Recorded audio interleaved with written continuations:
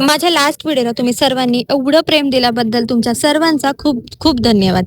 मी नवीनच ID open केली आहे आणि त्याच्यावरती डेली ब्लॉग्स माझी लाईफस्टाईल रुटीन शेअर करते आणि त्याला एवढं प्रेम बघून तर मला खूप जास्त आनंद झाला. तर असो, आज आहे ना आमच्या इथं खूप जोराचा पाऊस चालू होता आणि एवढ्या पावसामध्ये सुद्धा आहे ना लोक ट्रॅकवरती कामं करत होती. तर त्यांना बघून आहे ना एक गोष्ट समजली की आपण आहे ना आपल्या आयुष्यातील सतत भांडत असतो की माझ्यासोबत असं का, माझं असं का, मला माझ्यासोबत हे का नाही ते का नाही.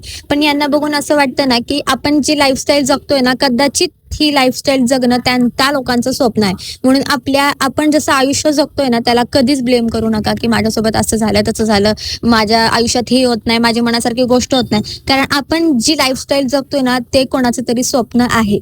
सो आजच्यासाठी एवढंच. तर लास्ट व्हिडिओमध्ये मी तुम्हाला सांगितलं होतं की ह्याला यूज कसं करायचं, पण आजच्या व्हिडिओमध्ये मी तुम्हाला सांगते की ह्याला क्लीन कसं करायचं. तर मी ह्याच्यामध्ये लिक्विड टाकून थोडा वेळ ठेवलं होतं आणि स्क्रबरने ना हलक्या हाताने घासून घेतलं होतं. पण एक गोष्ट लक्षात ठेवा, हे क्लीन करताना फक्त खालच्या बाजूला पाणी गेलं नाही पाहिजे, अदरवाईज तुम्ही ह्याला कसं पण वॉश करू शकतात. तर माझी सगळी कामं झाल्यानंतर माझ्या मम्मीने माझ्यासाठी शेपूच्या भाजीचा पराठा बनवून दिला होता. तर मस्तपैकी पराठा खाल्ला आणि त्यानंतर मला एक पार्सल रिसीव्ह झालं होतं. मी किचन क्लीनर मागवलं होतं हे टॅप्स वगैरे क्लीन करण्यासाठी. खूप रिव्ह्यूज बघितले होते.